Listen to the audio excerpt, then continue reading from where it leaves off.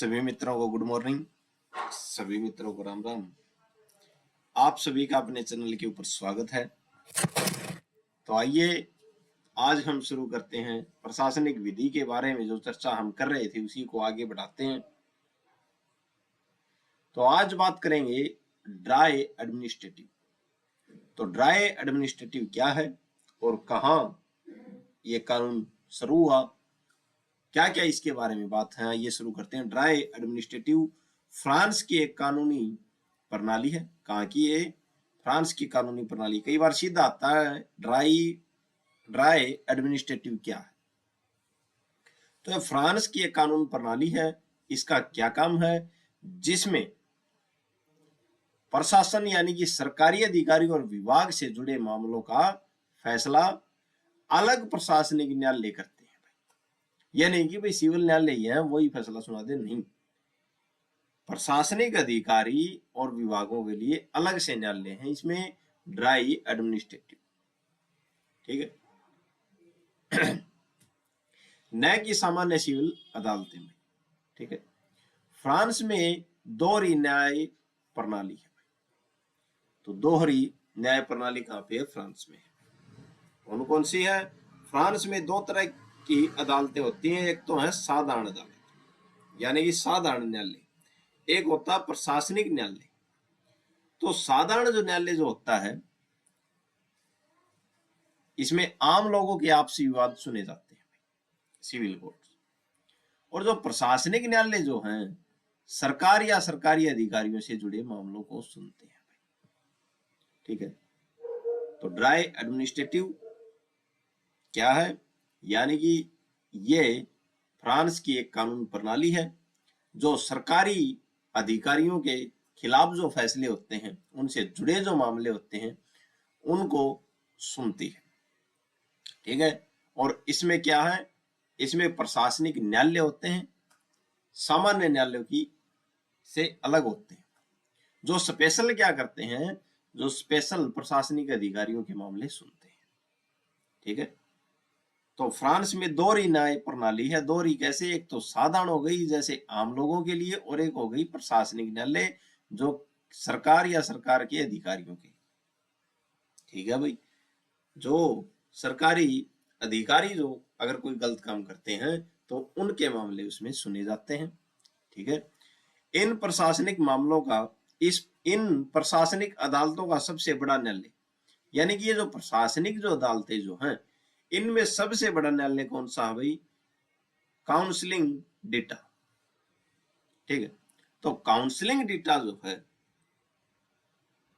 Council data, तो council data जो है ये क्या है? प्रशासनिक न्यायालय जो है इनमें सबसे बड़ा न्यायालय है फ्रांस में।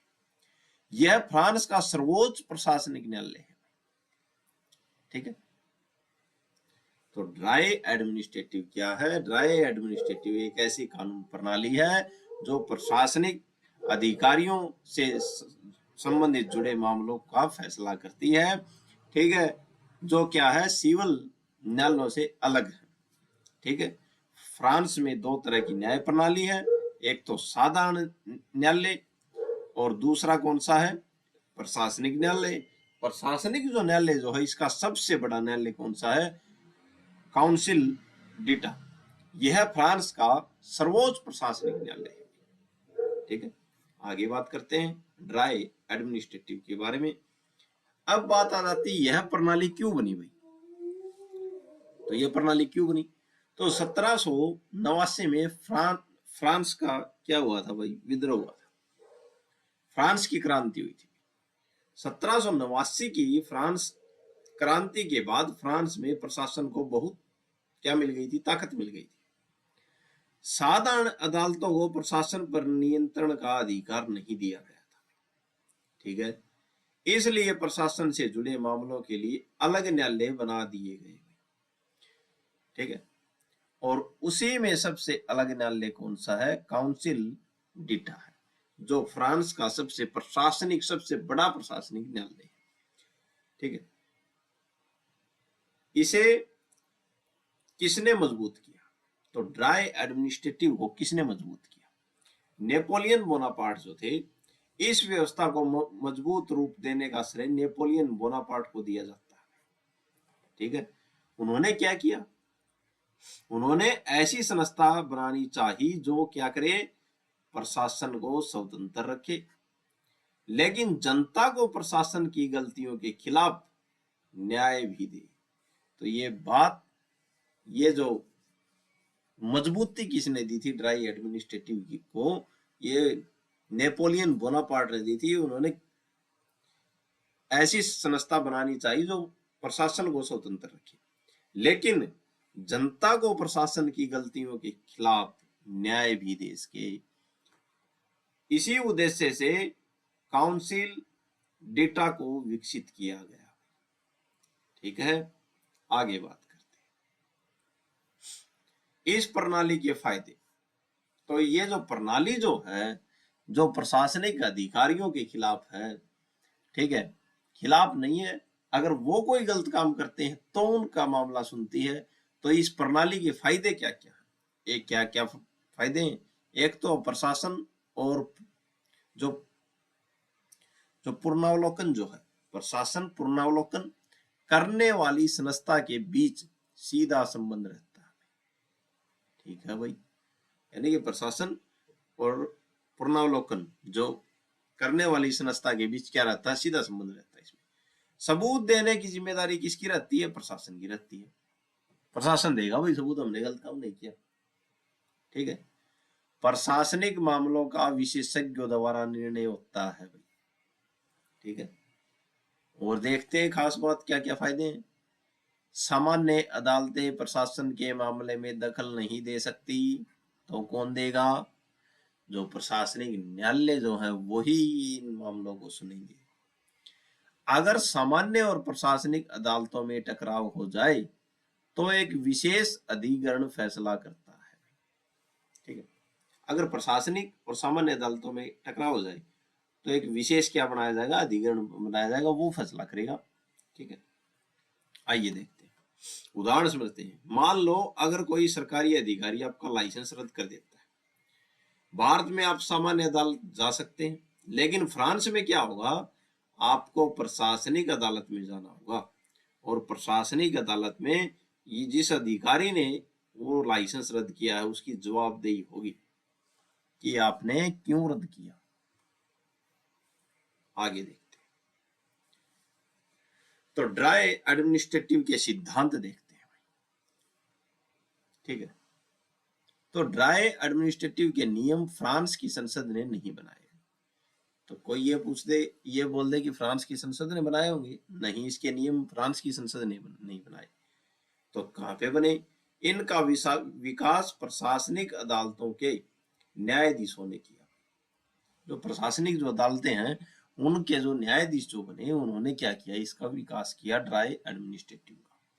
खास बात काउंसिल डीटा ने किया, काउंसिल डीटा ने।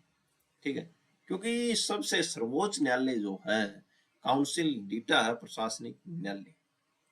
ठीक है, तो संसद ने नहीं किया, जो न्यायाधीश जो बने उन्होंने किया इसका विकास। ठीक है, आगे बात करते हैं किसका विकास, ड्राई एडमिनिस्ट्रेटिव। फ्रांस के विधिवेता वेलिन के अनुसार मुख्य सिद्धांत। तो वेलिन ने क्या किया, क्या कहा, विधिवेता थे, इनके अनुसार प्रशासन को निर्णय लेने की शक्ति भाई।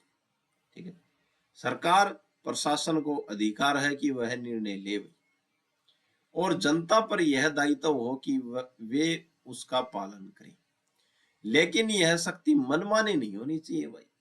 ठीक है, यह बात किसने कही थी, वेलिन ने कही थी कि सरकार को अधिकार है, प्रशासन को अधिकार है कि वह निर्णय ले। ठीक है, और जनता पर यह दायित्व हो कि वे उसका पालन करे। सरकार ने कोई नियम बना दिया, ठीक है, जनता उसका पालन करे, ये दायित्व है, लेकिन सख्ती मनमानी नहीं होनी चाहिए। ये नहीं कि कुछ भी नियम बना दिया। ठीक है, सख्ती मनमानी नहीं होनी चाहिए। आगे बात करते हैं, आगे कानून के अधीन रहकर शक्ति का प्रयोग। शक्ति का प्रयोग तो होगा लेकिन कानून के अधीन होगा, ये नहीं कि मनमाने तरीके से प्रयोग करें। वेलिन ने बात कही थी। आगे क्या बोलते हैं, प्रशासन निर्णय ले सकता है, ठीक है, किसके, कानून के अधीन रहकर, और उसे लागू भी कर सकता है भाई, कानून के अधीन रहकर। लेकिन यह सब कानून के अनुसार होना चाहिए। अगर प्रशासन गलत या मनमाना काम करे तो नागरिक उसकी चुनौती दे सकते हैं, ठीक है। क्या करेंगे, अगर मनमाना काम किया जाएगा तो नागरिक उसको चुनौती दे सकते हैं भाई। इसका उद्देश्य है नागरिकों की स्वतंत्रता की रक्षा, ठीक है। आगे बात करते हैं विशेष प्रशासनिक अदालतों का अस्तित्व। अब विशेष प्रशासनिक अदालत जो है उनका अस्तित्व देखते हैं। वो क्या बात है, प्रशासन से जुड़े मामलों का फैसला सामान्य अदालत नहीं करती, तो कौन करती है, विशेष प्रशासनिक अदालतें। इसके लिए अलग प्रशासनिक अदालतें हैं, ठीक है। सबसे ऊपर का जो है वो कौन है, काउंसिल डीटा। काउंसिल डीटा जो है फ्रांस में प्रशासनिक अदालत में सबसे बड़ा न्यायालय है, ठीक है। अगर कोई व्यक्ति प्रशासन के निर्णय से असंतुष्ट है तो वह यहाँ अपील कर सकता है, ठीक है। काउंसिल डीटा, ये आगे चलते हैं। अगर वो प्रशासन के निर्णय से असंतुष्ट है तो यहाँ पे अपील कर सकता है भाई। इसकी कोई लिखित संहिता नहीं है, किसकी नहीं है, ड्राई एडमिनिस्ट्रेटिव की नहीं है, ठीक है। जैसे सिविल कानून की कोड संहिता होती है वैसे ड्राई एडमिनिस्ट्रेटिव की कोई अलग किताब नहीं आती, ठीक है। तो ये कैसे होती है विकसित, पहले बता दिया था कि जो काउंसिल डीटा के जो न्यायाधीश जो हैं वो जो फैसला सुनाते हैं उनके आधार पर इसका विकास हुआ था। इसके सिद्धांत समय समय पर काउंसिल डीटा के फैसले से बने हैं, ठीक है। तो इसकी कोई अलग से किताब नहीं होती, लेकिन काउंसिल डीटा के फैसले से बने इसके सिद्धांत में। यहां तक कि अगर किसी कानून में अपील का जिक्र नहीं भी हो तो भी काउंसिल डीटा ने नागरिकों को अपील का अधिकार दिया है, ठीक है। अगर किसी कानून में अपील का जिक्र भी नहीं है तो भी क्या है, काउंसिल डीटा ने नागरिकों को क्या दिया, अपील का अधिकार दिया। काउंसिल डीटा की सफलता के कारण, ये काउंसिल डीटा जो है वो सफल हुई है तो इसके कारण क्या क्या, इसकी संरचना मजबूत है, ठीक है। इसके निर्णय लचीले हैं भाई, यह न्याय पाना आसान है, यहाँ पर क्या है, न्याय पाना आसान है। इसकी प्रक्रिया सरल और विशेष है, यह प्रशासन को कानून के अधीन रखता है। तो प्रशासन को क्या कैसे रखता है, कानून के अधीन रखता है। इसकी प्रक्रिया सरल और विशेष है क्योंकि अलग से इसके न्यायालय हैं। यहाँ क्या है, न्याय पाना आसान है क्योंकि साबित किसको करना पड़ता है, प्रशासन के अधिकारियों को करना पड़ता है। इसके निर्णय लचीले हैं, इसकी संरचना मजबूत है। आइए आगे बात करते हैं। पहले क्या धारणा थी और अब क्या धारणा है। पहले लोग सोचते थे कि यह प्रणाली प्रशासन को ज्यादा शक्तिशाली बना देगी, लेकिन बाद में यह साबित हुआ कि काउंसिल डीटा ने नागरिकों को प्रशासन की ज्यादतियों से बचाने में बहुत बड़ा योगदान दिया है। तो पहले ये मानते थे कि प्रशासन को क्या बना देगी, ज्यादा शक्तिशाली बना देगी, लेकिन ये जो न्यायालय जो है, प्रशासनिक न्यायालय सबसे बड़ा फ्रांस का काउंसिल डीटा, इसने क्या किया, नागरिकों को प्रशासन की जो मनमानी जो है उससे बचने में बहुत बड़ा योगदान दिया, ठीक है। ड्राई एडमिनिस्ट्रेटिव का मतलब है प्रशासन शक्तिशाली है लेकिन वह कानून के अधीन है और नागरिक उसके खिलाफ अपील कर सकते हैं। अगर कुछ भी नहीं आए पेपर में तो ये बात लिख देना, ठीक है। ड्राई एडमिनिस्ट्रेटिव का मतलब क्या है कि प्रशासन क्या है, शक्तिशाली है लेकिन वह कानून के अधीन है और नागरिक उसके खिलाफ अपील कर सकते हैं। आगे बात करते हैं प्रशासनिक विधि और जो प्रशासन जो है, प्रशासनिक विधि और लोक प्रशासन। तो क्या दोनों एक ही हैं? नहीं। प्रशासनिक विधि और लोक प्रशासन क्या एक है? नहीं, दोनों अलग अलग है। नहीं, दोनों अलग अलग है, लेकिन आपस में जुड़े हुए हैं भाई। प्रशासनिक विधि क्या है? यह वह कानून है जो बताता है कि सरकारी विभाग कैसे बनेंगे। सीधा पूछ लिया प्रशासनिक विधि क्या है, तो यह वह कानून है जो बताता है कि सरकारी विभाग कैसे बनेंगे, उन्हें कौन कौन सी शक्तियां होंगी। ठीक है, कि कौन कौन सी शक्तियां होंगी, कौन सा विभाग कैसे बनेगा, वे शक्तियां कैसे इस्तेमाल करेंगे, विभाग कैसे शक्तियां इस्तेमाल करेंगे, अगर वे गलत काम करें तो उन्हें कैसे रोका जाएगा।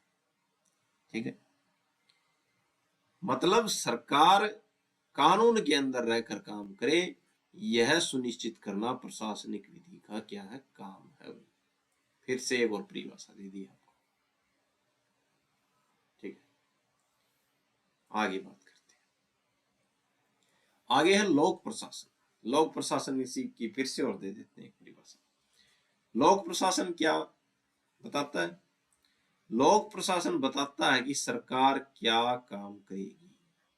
ठीक है, सरकार क्या काम करेगी, काम कैसे करेगी। ठीक है भाई, कर्मचारी की भर्ती, प्रमोशन, छुट्टी आदि कैसे होगी, ये भी कौन बताएगा? लोक प्रशासन। विभाग का आंतरिक प्रबंधन कैसे होगा, ये भी कौन बताता है? लोक प्रशासन। प्रशासनिक विधि क्या बता रही थी कि सरकारी विभाग कैसे बनेगा, वह कौन कौन सी शक्तियां होंगी उसके पास, वे शक्तियां कैसे इस्तेमाल करेगा, अगर वो गलत काम करे तो उन्हें कैसे रोका जाएगा। लेकिन लोक प्रशासन बताता है सरकार क्या काम करेगी। यहाँ पे क्या था? विभाग के बारे में जिक्र था, यहाँ पे किसके बारे में? सरकार के बारे में। सरकार क्या काम करेगी, काम कैसे करेगी, कर्मचारी की भर्ती, प्रमोशन, छुट्टियां आदि कैसे होंगी, विभाग का आंतरिक प्रबंधन कैसे होगा। मतलब यह सरकार के काम करने की प्रक्रिया और प्रबंधन से जुड़ा विषय है। वे कौन सा? लोक प्रशासन। अंतर और देख लेते हैं थोड़ा। प्रशासनिक विधि कानून का विषय है और लोक प्रशासन प्रबंधन प्रशासन का विषय है। प्रशासनिक विधि शक्ति के नियंत्रण पर जोर देता है, क्योंकि जो प्रशासनिक अधिकारी हैं उनको शक्ति का नियंत्रण पर जोर देता है, लेकिन लोक प्रशासन काम करने के तरीके पर जोर देता है। प्रशासनिक विधि नागरिक के अधिकार की रक्षा करती है, लोक प्रशासन विभाग के अंदरूनी काम है। ठीक है, आइए आगे चलते हैं, खास बात देखते हैं इसमें। लोक प्रशासन के अंदरूनी मामलों से आम नागरिक सीधे प्रभावित नहीं होते। ठीक है, क्योंकि लोक प्रशासन के जो अंदरूनी मामले हैं उससे आम नागरिक सीधे प्रभावित नहीं होते, लेकिन जब प्रशासन नागरिक के खिलाफ कोई आदेश देता है तब प्रशासनिक विधि काम आती है। ठीक है,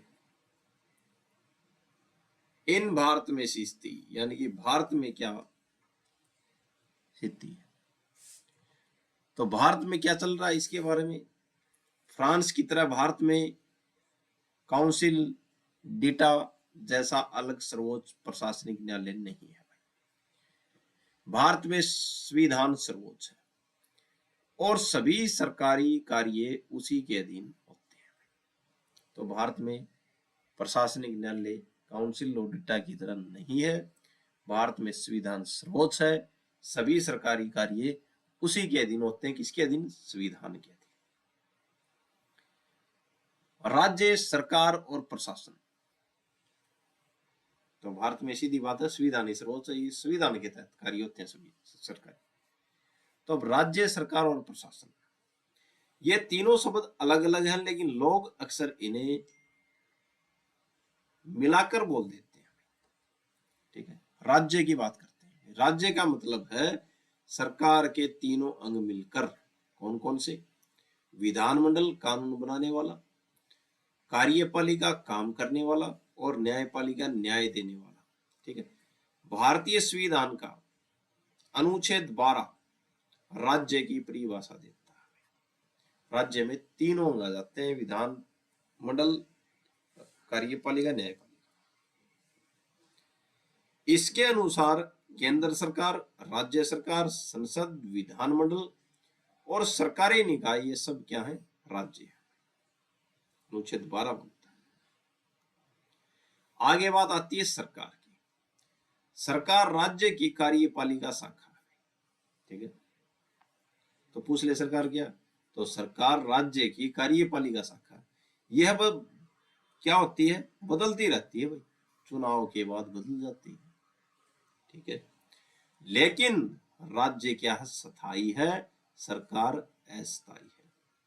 सरकार बदलती है और राज्य बना रहता है, ठीक है।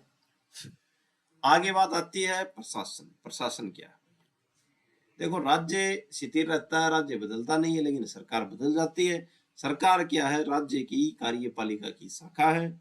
अब प्रशासन की बात करते हैं। क्या प्रशासन भी बदलता रहता है? प्रशासन वह हिस्सा है जो रोजमर्रा का सरकारी काम करता है, ठीक है। तो प्रशासन क्या है? वह हिस्सा है जो रोजमर्रा का, जो डेली सरकारी काम करता है, जैसे लाइसेंस देना, टैक्स वसूलना, आदेश जारी करना। इन्हें प्रशासनिक कृत्य कहा जाता है। ये जो काम है इनको क्या बोलते हैं? प्रशासनिक कृत्य या प्रशासनिक काम बोलते हैं। आगे बात करते हैं न्यायिक नियंत्रण। न्यायिक नियंत्रण की बात करते हैं। अगर प्रशासन कानून के खिलाफ, न्यायिक नियंत्रण जो है, अगर प्रशासन कानून के खिलाफ काम करे, अदालतें उसकी जांच कर सकती है, ठीक है। अब ये होता है प्रशासन पे न्यायिक नियंत्रण। अगर प्रशासन कानून के खिलाफ काम करे, अदालतें उसकी जांच कर सकती हैं। लेकिन विधानमंडल के काम सामान्यतः चुनौती नहीं दिए जाते, ठीक है। जो विधानमंडल जो काम करती है वो चुनौती नहीं दिए जाते जब तक वह मूल अधिकार न तोड़े, ठीक है। यानी कि मौलिक अधिकार तब जब तक वो न तोड़े तब तक विधानमंडल के काम सामान्यतः चुनौती नहीं दिए जाते। न्यायपालिका के प्रशासनिक कार्य भी पूरी तरह से मुक्त नहीं है। तो न्यायपालिका की जो प्रशासनिक जो कार्य जो है ये पूरी तरह से ये मुक्त नहीं है, ठीक है। लोक प्रशासन, सरकार कैसे काम करती है? प्रशासनिक विधि, सरकार कानून के अंदर रहकर काम करे, ठीक है। राज्य 3 अंग मिलकर कार्यपालिका, कार्यपालिका, न्यायपालिका और जो विधायिका। फिर सरकार क्या है? कार्यपालिका जो बदलती रहती है। प्रशासन क्या है? सरकारी काम करने वाला तंत्र, ठीक है। आशा है आपको समझ में आया होगा। आज के लिए इतना ही। चैनल को लाइक करें, सब्सक्राइब करें, शेयर करें। आज के लिए इतना ही। धन्यवाद।